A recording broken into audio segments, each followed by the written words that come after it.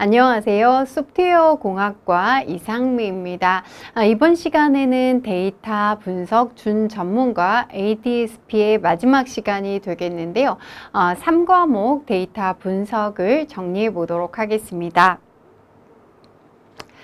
자, 가장 많은 문제가 출제되고 또 가장 어려운 부분이 바로 3과목이라서 걱정이 많으실 것 같은데요. 이 3과목의 경우에는 전체 3가지의 내용들로 구성이 되어 있습니다. 첫 번째가 R 기초와 데이터 마트가 되겠고요. 두 번째 통계 분석, 그리고 세 번째 정형 데이터 마이닝이 되겠는데요.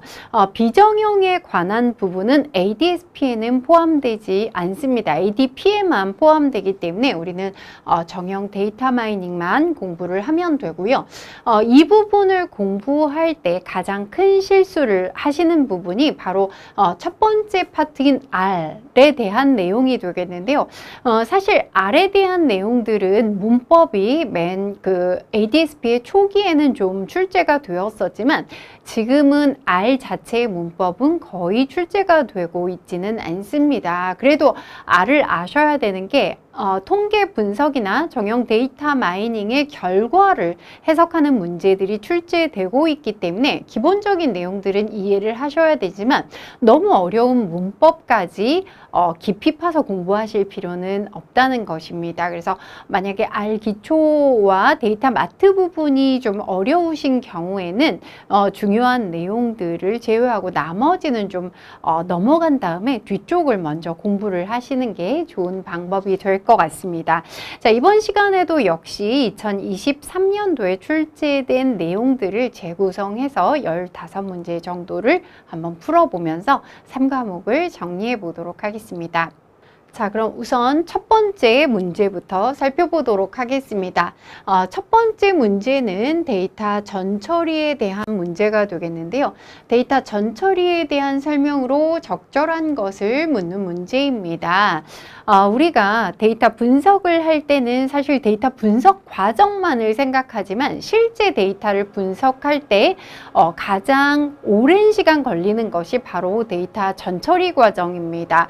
왜냐하면 데이터들은 바로 분석할 수 있는 그런 형태로 잘 정리된 것이 아니기 때문에 데이터 전처리를 통해서 어떤 결측치라든지 이상치 같은 것들을 좀 정제해주는 과정이 필요합니다. 자, 1번부터 보겠습니다. 데이터에 결측치가 많더라도 모두 제거해야 된다라고 했는데요. 이 결측치라는 것은 데이터 값이 없는 것이죠. 그래서 R에서는 이 결측치를 NA로 표현을 하는데요. 데이터의 결측치가 많습니다. 실제로 우리가 공공 데이터 같은 것을 분석하려고 열어보면 결측치가 너무나 많은데요. 이 많은 결측치들이 만약에 결측치들이 없다면 분석을 깔끔하게 할 수는 있지만 이 결측치를 제거하게 되면 분석할 데이터 또한 얼마 남지 않는 그런 경우들도 굉장히 많습니다. 그래서 결측치라는 것은 제거를 하면 좋지만 모두 제거를 하기가 어려운 경우들이 많기 때문에 그럴 때는 대체를 하는 방법, 즉 이 결측치 값을 예를 들면 평균으로 대체를 한다든지 하는 방법들을 많이 사용하게 됩니다. 그래서 무조건 모두 제거해야 된다라고 나오는 것은 잘못됐다는 것을 기억하실 필요가 있겠습니다. 두 번째는 EDA라고 하는데요. EDA라는 것은 탐색적 데이터 분석이다라고 얘기를 합니다. 탐색적 데이터 분석. 자, 요거는 보통 실제 분석에 들어가기 전에 간단한 시각화들을 통해서 데이터의 어떤 특성을 파악하는 그런 방식이 되겠는데요. 실제로 이 EDA를 통해서 알 수 있는 그런 가치들도 굉장히 많습니다. 통찰을 얻을 수가 있는데요. 그래서 EDA를 이용해서 데이터 특성을 파악하고 통찰을 얻는다. 자, 요것은 옳은 설명이 되겠습니다. 그래서 2번이 옳은 설명이 되겠고요. 그래서 3번의 이상치는, 모든 이상치는 시간이 걸리더라도 모두 찾아서 제거해야 된다라고 했는데 자, 이상치라는 것은 어떤 정상적인 범주를 벗어나는 데이터를 우리가 이상치다라고 얘기를 합니다. 그래서 이 부분에서 설명드리진 못하지만 이상치를 파악하는 방법도 문제로 많이 출제되기 때문에 그 부분도 반드시 아셔야 되겠고요.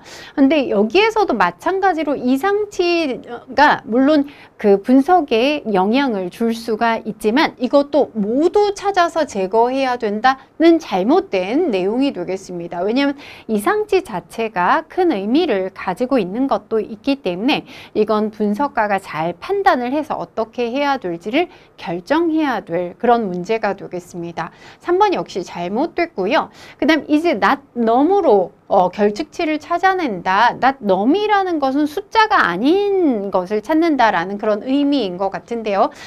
여기에서 우리가 결측치를 찾을 때는 isNa라는 함수를 사용하게 됩니다. isNa가 결측치가 있는지를 알아보는 함수이기 때문에 isNa라는 함수도 기억을 해두시면 좋을 것 같습니다. 그래서 이것도 잘못된 내용이 되겠고요. 적절한 것은 2번이 되겠습니다. 자, 데이터 전처리에 대한 내용 중 결측치와 이상치에 대한 내용들은 많이 출제가 되는 내용이기 때문에 잘 알아두실 필요가 있겠습니다. 자, 다음 두 번째 내용인데요. 다음 중 변수 가공에 대한 설명으로 적절하지 않은 것을 묻는 문제입니다. 자, 변수는 입력된 데이터 그대로 활용할 수도 있지만 이것을 다양하게 가공할 수가 있습니다. 그래서 새로운 변수를 만들어내기도 하고요. 우리가 요약 변수, 파생 변수 이렇게 하기도 하는데요. 그런 변수들을 만들 수도 있고 여기에서는 주로 변수 구간화에 대해서 다루고 있습니다. 변수 구간화라는 것은 어떤 연속적인 데이터, 예를 들자면 여러분들 몸무게 생각하시면 각각의 몸무게에 대해서 어떤 분석을 하기가 어렵습니다. 그래서 이런 연속형의 변수는 구간화를 사용하게 되죠. 뭐 예를 들면 50에서 55kg, 55kg에서 60kg 이런 식으로 구간화를 하게 되는데요. 1번에 보시면 변수 구간화는 연속형 변수를 이산형 변수로 변환하는 기법이다. 이산형이라는 것은 하나하나 셀 수 있다는 것을 의미하게 됩니다. 자, 그래서 변수 구간화에 대해서 잘 정의를 하고 있고요. 두 번째 보시면 구간화의 개수가 작으면 정확도가 높아지나 속도는 느려진다라고 했습니다. 구간화의 개수가 적어진다는 것은 구간을 좀 멀게 잡았다라는 것으로 생각을 하시면 되겠습니다. 근데 어떤 것이 정확도가 높아질까요? 정확도가 높아지기 위해서는 구간화의 개수가 많아야 되겠죠. 네, 구간을 좀 더 작게 나누게 되면 정확도가 높아지지만 이것을 처리하는 데 있어서 속도는 느려지게 됩니다. 그래서 2번이 잘못된 설명이 되겠고요. 그 다음에 3번에 보시면 구간화 개수가 너무 많으면 너무 작게 나눈 것이죠. 뭐 예를 들어서 10대, 20대, 30대가 아니라 뭐 10대도 뭐 10살에서 12살 이런 식으로 굉장히 상세하게 나누게 되면 과적합, 우리가 오버피팅이라고 얘기를 하죠. 과적합 문제가 발생할 수 있다. 옳은 설명이 되겠습니다. 네 번째, 변수 구간화를 통해 변수를 그룹화하면 모형의 예측 성능을 향상하고 모델이 이해하기 쉬워진다. 하나하나 낱개로 분석할 수 없는 것들을 이렇게 변수 구간화를 하게 되면 좋은 모델을 만들 수가 있다는 것입니다. 자, 그럼 적절하지 않은 것은 2번이 되겠습니다. 자, 다음 문제입니다. 다음 문제는 어떤 알로된 분석 결과를 보여주는 그런 문제가 되겠는데요. 자, 여기에서 치크웨이트는 6개의 사료와 그 사료를 먹은 닭의 몸무게, 웨이트가 변수로 구성되어 있다. 다음의 해석 중 적절하지 않은 것을 묻는 문제인데요. 여기에 보시면 서머리라는 함수를 사용하고 있습니다. 이 서머리라는 함수가 데이터셋 에 대한 어떤 요약을 볼 수 있는, 즉 앞서 탐색적 데이터 분석을 설명을 드렸었죠. EDA의 과정으로 활용하시면 좋을 만한 함수가 바로 서머리가 되겠습니다. 자, 서머리하고 치크웨이트라는 데이터셋 데이터셋을 전체를 넣게 되면 이 데이터셋에 있는 변수와 각 변수에 대한 특성들을 살펴볼 수가 있습니다. 자, 여기에 보시면 weight라는 몸무게 데이터라고 했죠. 그 다음 feed라는 것은 사료 데이터의 종류가 되겠는데요. 여기서 굉장히 중요한 것을 볼 수가 있습니다. 자, 지금 이 weight와 feed라는 데이터는 굉장히 다른 데이터가 되겠는데요. weight라는 데이터는 연속형 데이터입니다. 숫자로 되어 있는 연속형 데이터가 되겠고요. 즉 연속형 변수다라고 볼 수 있고, 그 다음 feed라는 것은 어떤 그 사료의 종류를 말하는데 요것을 범주형 변수다라고 얘기합니다. 자, 이것을 구분하는 게 굉장히 중요한 것 같습니다. 연속형 변수라는 것은 숫자로 되어 있고 또 연산도 가능하기 때문에 이것을 가지고 우리가 여러 가지 통계량들을 구할 수가 있습니다. 예를 들면 뭐 평균이라든지 중앙값이라든지 4분위수라든지 이런 것들을 모두 구할 수가 있는데요. 범주형의 경우에는 여기에서 사료의 어떤 종류들을 가지고 있기 때문에 할 수 있는 분석은 개수를 세는 것 뿐입니다. 자, 그래서 여기에 보시면 weight의 경우에는 총 6가지의 정보들을 포함하고 있는데요. 6가지의 정보는 최소값, min이라는 건 최소값, 그 다음에 first quintile이라고 되어 있는데 third quintile 이렇게 나오는데 요건 4분위수라고 해서 데이터를 작은 값부터 큰 값 순서대로 쭉 나열을 합니다. 그리고 이것을 반으로 나누고 다시 반으로 나누게 되면 각 이 조각에 25%의 값이 들어가게 되는데요. 이것을 우리가 4분위수라고 얘기를 합니다. 자, 그래서 요 첫 번째를 1/4분위수, 그 다음 두 번째 2/4분위수는 우리가 중앙값이라고 부르는 것과 똑같고요. 그 다음에 3/4분위수, 이렇게 1/4분위수, 2/4분위수, 3/4분위수로 나눌 수가 있는데요. 그 1/4분위수의 값이 되겠습니다. 그 다음 미디언이라고 된 것이 중앙값인데 이게 2/4분위수와 같다고 생각하시면 되겠고요. 뒤에 서드 퀀타일이 바로 3/4분위수입니다. 민이라고 된 건 평균값이 되겠고요. 맥스는 최대값입니다. 그래서 연속형 변수에 대해서는 이렇게 6가지의 값으로 정리를 해줄 수가 있겠고요. 그 다음 이 feed는 범주형 팩터의 경우에는 뭐 카제인이라는 비료는 사료죠. 사료는 12개가 있다. 홀수비는 10개가 있다. 이렇게 개수를 정리한 것을 볼 수 있습니다. 그래서 여러분들은 서머리로 봤을 때 연속형 변수인지 범주형 변수인지를 구분하실 수가 있어야 되겠고요. 사실 이 범주형의 경우에는 다시 명목형 척도와 순서형 척도로 나누어지게 됩니다. 이 부분도 굉장히 중요한데요. 여기에서는 그냥 값들을 구분할 수 있는 명목형 척도라고 볼 수 있습니다.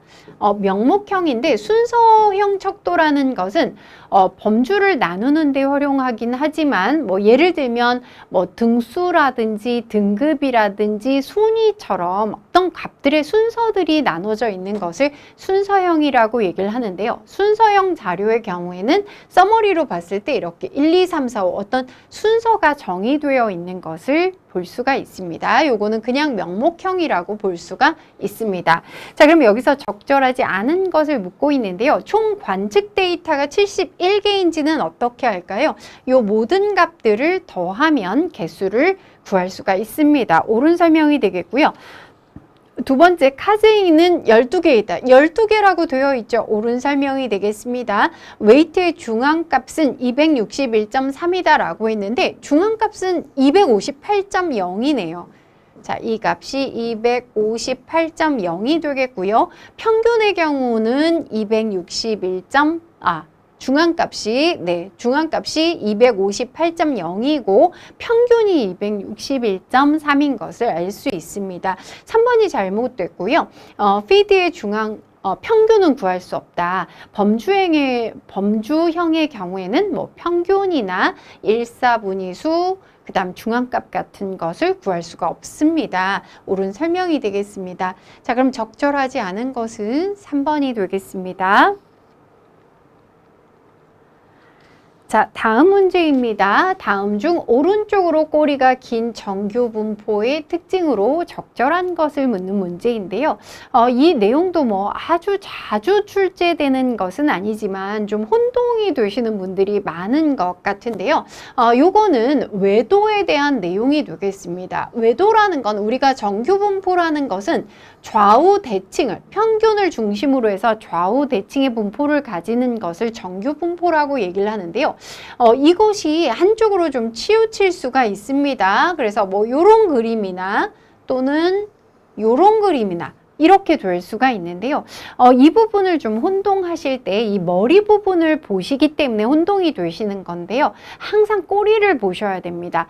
자, 꼬리라는 건 지금 여기에 보시면 뭐 오른쪽으로 긴 꼬리다, 왼쪽으로 긴 꼬리다 라고 볼 수 있는데요. 요것은 꼬리가 지금 왼쪽으로 긴 꼬리입니다. 네거티브 쪽으로 치우쳐 있는데요. 왼쪽으로 긴 꼬리의 경우에는 우리가 외도값을 음이다라고 표현합니다. 이렇게 좌우 대칭은 외도가 0이 되겠고요. 이제 오른쪽으로 긴 꼬리의 경우에는 외도값이 양의 값을 가지게 된다는 것입니다. 항상 꼬리를 보셔야 되겠고요. 이렇게 외도가 0인 상태에서 이 부분은 평균과 중앙값과 최빈값이 완전히 일치하게 됩니다. 자, 항상 높은 곳에는 최빈값이 있다고 생각하시면 됩니다. 높은 곳에는 최빈값이 있고요.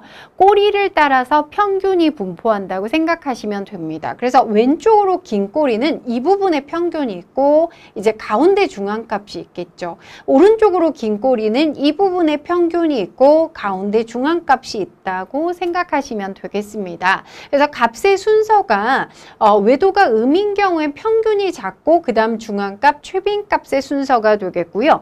그 다음에 외도가 양인 경우에는 최빈값, 중앙값, 평균의 순서가 된다고 볼 수가 있습니다.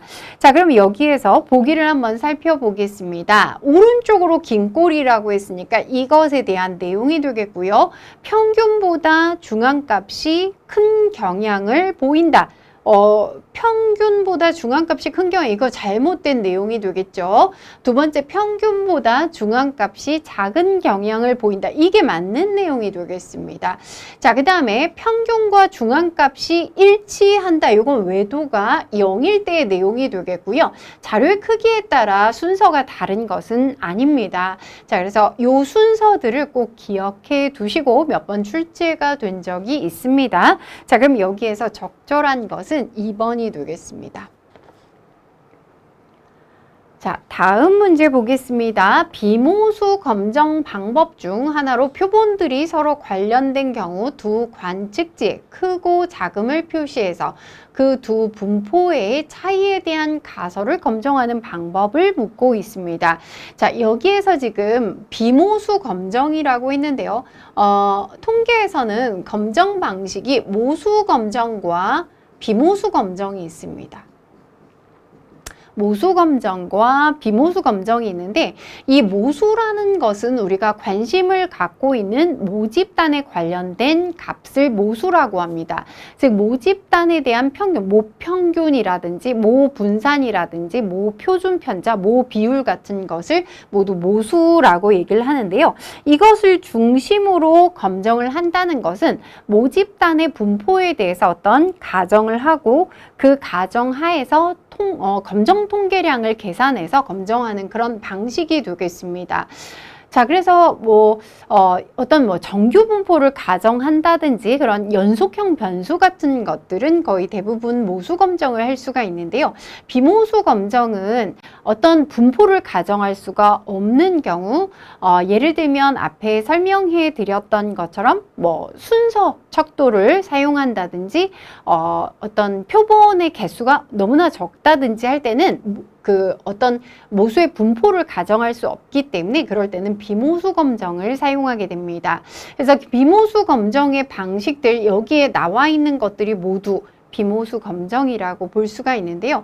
여기에 있는 것처럼 관측치의 크고 작음을 통해서 검정을 하는 방식입니다. 이게 바로 부호, 양수, 음수를 따지는 사인이 되겠죠. 부호 검정에 대한 그런 내용이 되겠습니다. 나머지들도 비모수 검정에 포함되는 내용들이 되겠는데요. 만 위트니의 U 검정이라는 것은 평균에 대한 검정입니다. 평균 검정이 되겠고요. 그 다음에 런 검정이라는 것은 무작위성에 대한 검정입니다. 그리고 스피어만 순위 상관계수라는 것은 상관관계를 측정할 수 있는 계수가 되겠습니다. 그래서 우선 여기에서 검정 방식은 모수 검정과 비모수 검정으로 나누어진다는 것, 그리고 비모수 검정 방식에 이런 것들이 포함된다는 것을 정리를 해 두실 필요가 있겠습니다. 자, 그럼 여기에서 정답은 1번 부호 검정이 되겠습니다.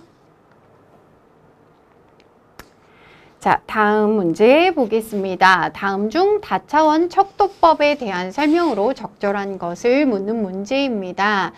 자, 이 다차원 척도법의 경우에는 우리가 어떤 그 차원 축소의 방식이라고 얘기합니다. 차원 축소. 자, 차원 축소라는 게 굉장히 중요한데요. 이 데이터 마이닝이라는 것은 우리가 데이터를 분석해서 어떤 모델을 만드는 과정이라고 생각하시면 되겠습니다.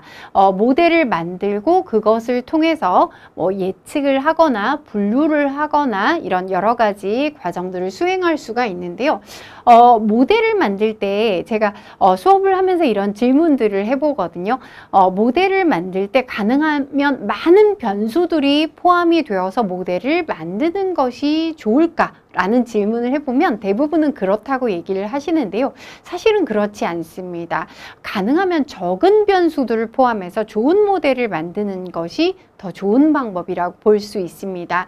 자, 그래서 변수를 좀 축소하는 과정을 차원 축소라고 얘기할 수가 있는데요. 예를 들어서 10개의 변수가 있다면 그것을 10차원으로 생각할 수가 있는데요. 그것을 차원 축소하는 방식이 되겠습니다.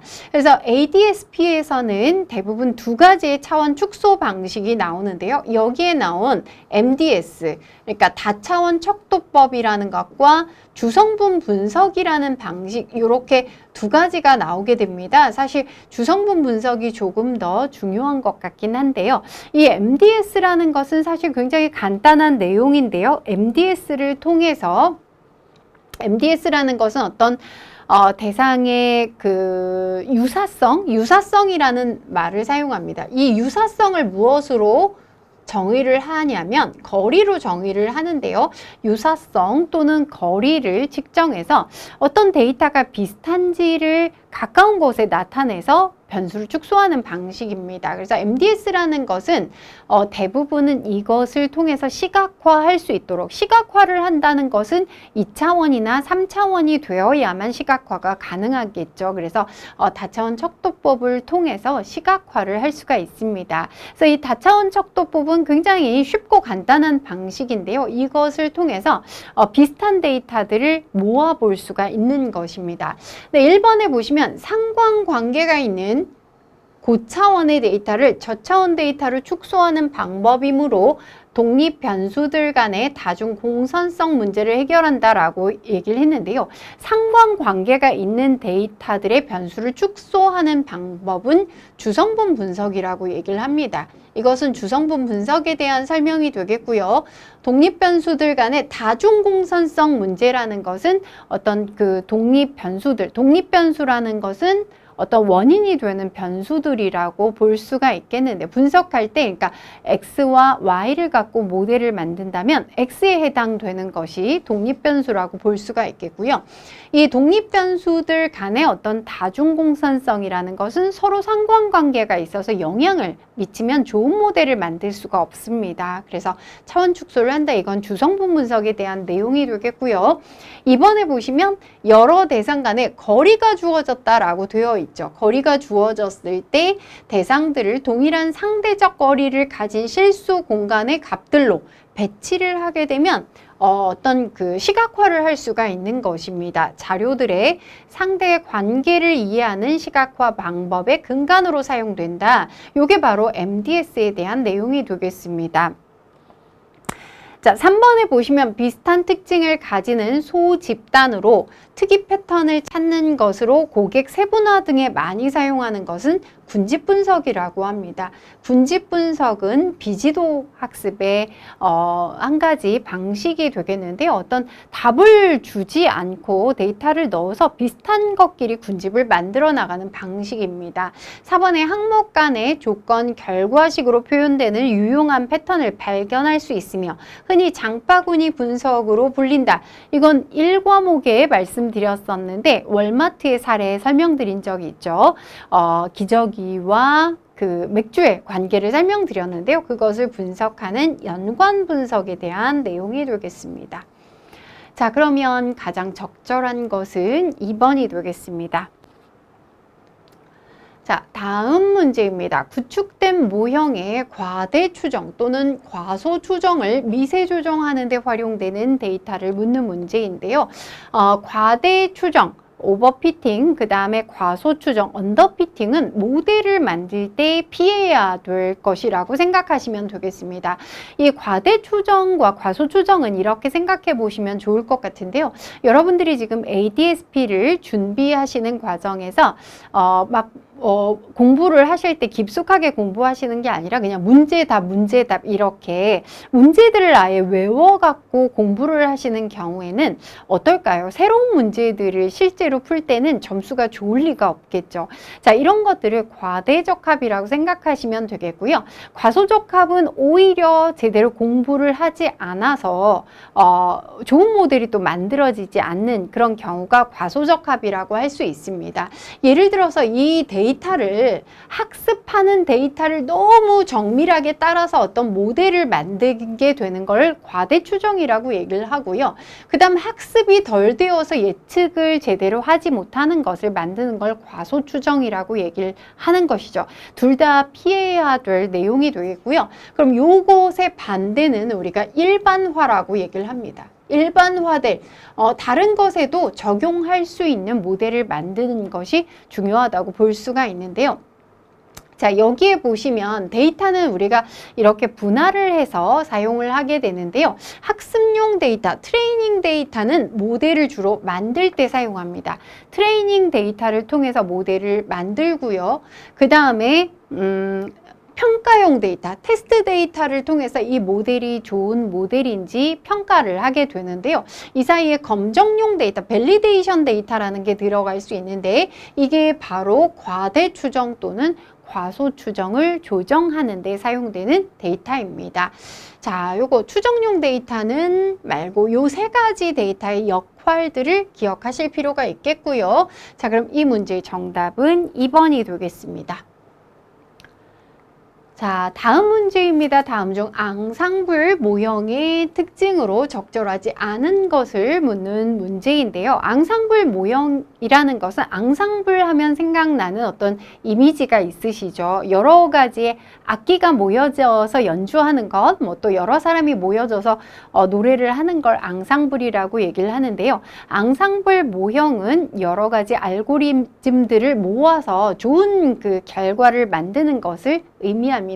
예를 들면 의사결정나무 하나만 만드는 게 아니라 10개를 만들어서 다수결의 원칙에 의해서 결과를 내게 되면 좋은 결과를 낼 수가 있겠죠. 근데 우리도 한 명의 어떤 그 전문가보다는 여러 명의 네티즌들이 더 좋은 결과를 내는, 정확한 결과를 내는 경우들 많이 볼 수 있는데요. 그런 거라고 생각하시면 되겠습니다.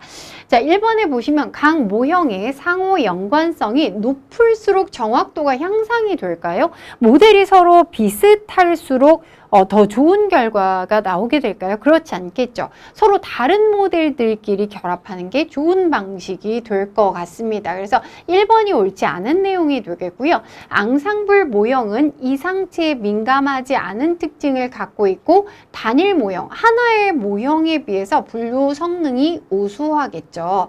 각 모형이 가진 장단점을 상호 보완해서 더욱 정확한 결과가 나온다. 이것도 옳은 설명이 되겠습니다.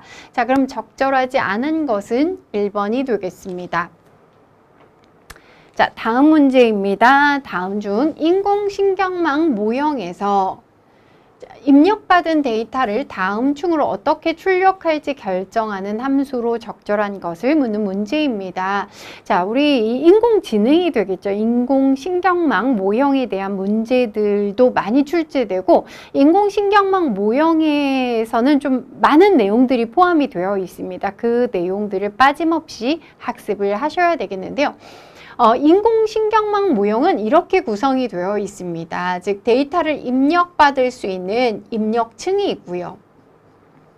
그 다음에 입력층과 출력층 사이에 굉장히 많은 은닉층이라는 것을 가지고 있습니다. 그래서 입력층과 은닉층과 출력층으로 구성이 되는데요.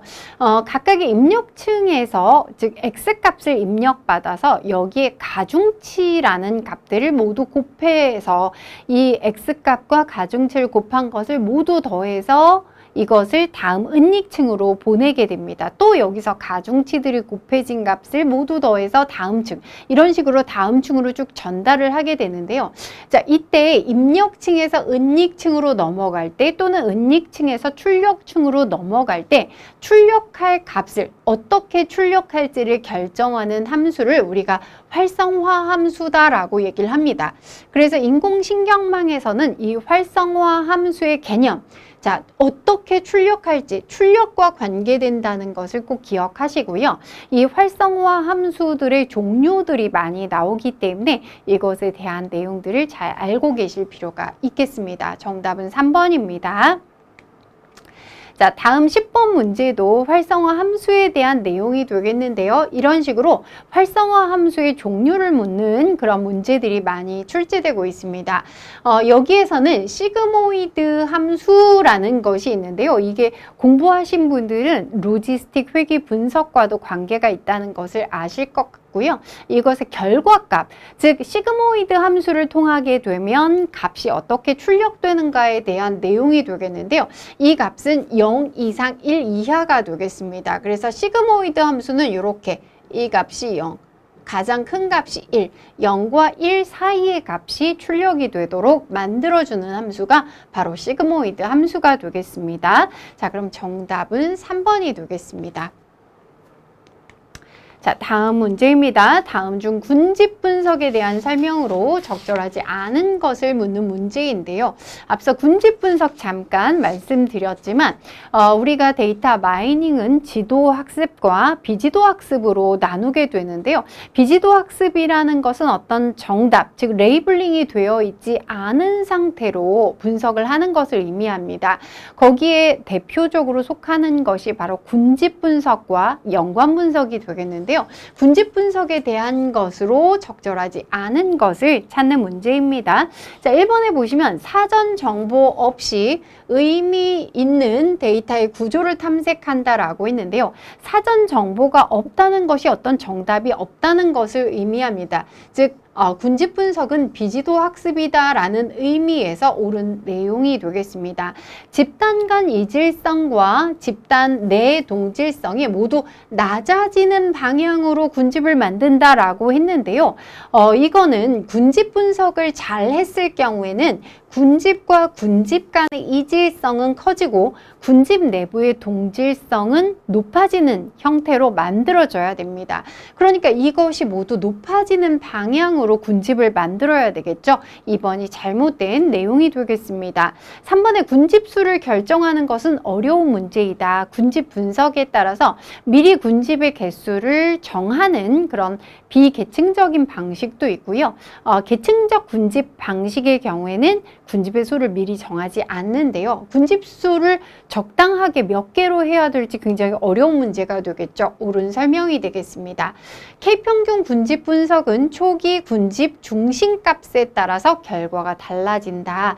자, 제가 지금 K평균 군집 분석을 자세하게 설명드릴 수는 없지만 비계층적 군집 분석 중에서 K평균 군집 분석이 굉장히 중요합니다. 자, 이것의 장단점까지도 다 알고 계셔야 되는데요. 이것은 초기 중심값에 따라서 결과가 달라질 수 있다. 옳은 설명이 되겠습니다. 자, 그럼 여기 11번에 옳지 않은 것은 2번이 되겠습니다. 자, 다음 문제입니다. 다음 수식에 해당하는 데이터 간 거리 계산 방식은 앞서 MDS에서도 다차원 척도법에서도 거리를 계산을 하는데요. 군집 분석에서도 거리를 계산하는 많은 방식이 있습니다. 그래서 이것을 연속형 거리의 계산 방식과 이산형 거리 계산 방식으로 나누어서 방법의 이름들을 반드시 암기하실 필요가 있겠고요. 여기 나와 있는 것들은 모두 연속형 변수에 대해서 계산에 의해서 거리를 계산할 수 있는 그런 방식이 되겠는데요. 이 식은 뭐 아주 상세하게 보실 필요는 없고 두 값 사이에 어떤 그 절대값으로 계산을 한다. 뺄셈의 절대값을 취한다라는 의미인데요. 그 절대값을 취해서 계산하는 방식이 맨하탄 거리 방식이 되겠습니다. 그것과 함께 유클리디안 거리도 많이 이 두 가지에 대해서는 실제로 계산을 하는 문제들도 출제가 되는데요. 이 부호를 없애기 위해서 맨하탄 거리의 경우에는 절대값을 사용하게 되겠고요. 유클리디안 거리는 제곱을 취한 다음에 루트를 씌우는 방식으로 부호를 없애게 됩니다. 그래서 요걸 계산하는 방법은 굉장히 간단한데요. 계산하는 예제를 통해서 계산하는 방법도 알고 계셔야 될 것 같고요. 나머지 거리를 계산하는 방식의 특성들도 모두 다 기억을 하실 필요가 있는 중요한 내용이 되겠습니다. 정답은 1번입니다. 자, 다음 문제입니다. 다음 중 연관 분석의 특징으로 적절하지 않은 것을 찾는 문제인데요. 연관 분석 앞에 설명드렸습니다. 비지도 학습이고 또 연관 분석하면 앞에 설명드렸던 맥주와 기저귀의 사례를 생각하시면 되겠는데요. 특징으로 적절하지 않은 것 찾아보겠습니다. 자, if then으로 표현되어서 분석 결과를 이해하기 쉽다. if then이라는 것은 만약에 뭐 맥주를 샀다면 기저귀를 산다와 같이 해석할 수 있다는 것이죠. 옳은 설명이고요. 특별한 분석 방향이나 목적이 없을 때 적절하다. 이건 뭘 나타내는 걸까요? 비지도 학습을 의미합니다. 아이템을 너무 세분화하면 의미가 없다. 의미를 찾기가 어렵다는 것인데요. 뭐 예를 들면 맥주를 종류별로 다 분석하는 것은 별로 의미가 없겠죠. 옳은 설명이 되겠고요. 분석을 위한 계산이 복잡하다. 근데 여기에서 계산식은 제가 넣지 않았지만 연관 분석에서는 세 가지 지지도와 신뢰도, 향상도라는 측도를 이용해서 분석을 하는데요. 계산이 굉장히 쉽습니다. 여러분들도 이 계산하실 수 있도록 계산식을 꼭 알아두실 필요가 있는데요. 계산이 그렇게 복잡하지 않습니다. 자, 그럼 적절하지 않은 것은 4번이 되겠습니다. 자, 다음 문제입니다. 아래 오분류표를 이용해서 구한 F1 값은 얼마인가? 계산 문제가 상당히 많이 출제가 됩니다. 그래서 특히 이 오분류표, 컨퓨전 매트릭스라고 하는데요. 여기에서 계산할 수 있는 여러 가지 지표들이 있습니다. 그 지표를 빠짐없이 여러분들이 알아두셔야 될 필요가 있겠는데요. 즉, 이 오분류표에서는 실제 값이 true일 때와 false일 때, 예측값이 true일 때와 false일 때로 나누어서 여러 가지 지표들을 계산할 수가 있습니다. 그래서 여기에서 F1 지표를 계산해라 라고 했는데요. F1이라는 지표는 우리가 프리시전과 리콜이라고 얘기를 하죠. 프리시전을 근데 이 책에선 앞서 제가 정밀도라고 얘기해 드렸는데 정확도로 분석된 그 데이터 진흥원의 책에 정확도로 또 분석이 돼 있습니다. 그래서 그 점을 좀 주의하셔야 되겠고요. 그래서 요거는 프리시전 정밀도 또는 여기선 정확도라고 해석이 되어 있습니다. 그 다음 리콜, 재현율이라는 것을 이렇게 그 평균, 조합 평균이라는 것을 구한 것입니다. 왜냐하면 프리시전과 리콜이라는 것은 트레이드 오프 관계이기 때문에 하나를 높이려고 하면 하나가 떨어지는 특성을 갖고 있습니다. 그래서 이것을 적절한 값을 구하는 조합 평균의 값을 구하는 F1을 구하는 그런 문제가 되겠는데요. 자, 우선 프리시전의 경우에는 뭐냐면 true로 예측한 관측치 중에 실제 값이 true인 것을 나타내는 것입니다. 그럼 지금 true로 예측한 것은 이 값이 되겠죠. 다시 말하면 전체 90개 중에서 맞은 것은 30개가 되겠습니다. 자, 그래서 프리시전의 경우에는 90분의 30이 되어서 3분의 1이라는 값이 나오게 되겠고요. 그 다음에 리콜이라는 것은 실제 값이 true인 것 중에, 자, 실제 값이 true인 것은 전체 이 값이 되겠는데요. 여기에서 맞은 비율이 되겠습니다. 자, 그래서 전체 100개 중에 30개, 즉 다시 말하면 10분의 3이 되겠는데요. 요걸 넣어서 여러분들이 직접 계산을 해보시면 되겠습니다. 자, 그래서 여기에서 나오는 F1 값은 19분의 6이 되겠습니다. 자, 다음 마지막 문제가 되겠는데요. 다음은 미국 50개 주의 범죄 유형으로 계층적인 군집 분석을 한 결과입니다. 하이트는 60일 때 덴드로그램을 통해서 군집 결과를 도출하면 총 군집의 수는 몇 개인가, 비슷한 문제들 많이 출제된 적이 있는데요. 계층적인 군집 분석을 하게 되면 결과가 이와 같이 덴드로그램의 형태로 나누어지게 됩니다. 근데 계층적 군집 분석은 미리 계층의 개수를 정하지 않고 시작한다고 했는데요. 자, 이렇게 덴드로그램이 만들어지게 되면 하이트 값을 정해서 적당히 군집을 정하게 됩니다. 지금 보시면 하이트 60이 여기에 있기 때문에 여기에서 이렇게 수평선을 그려주게 되면 이때 군집의 개수가 4개로 지정이 되죠. 그래서 총 군집의 개수는 4개로 정의할 수가 있는 것입니다. 군집의 개수를 이 높이에 따라서 조절해 나갈 수 있는 것이 계층적 군집 분석의 특징이 되겠습니다. 자, 그러면 여기까지 이번 특강에서는 데이터 분석 준 전문가 ADSP의 세 과목을 출제되었던 문제로 정리를 해보았습니다. 여러분들한테 도움이 좀 되셨으면 좋겠습니다. 자, 그럼 이번 특강 여기까지 마치도록 하겠습니다. 감사합니다.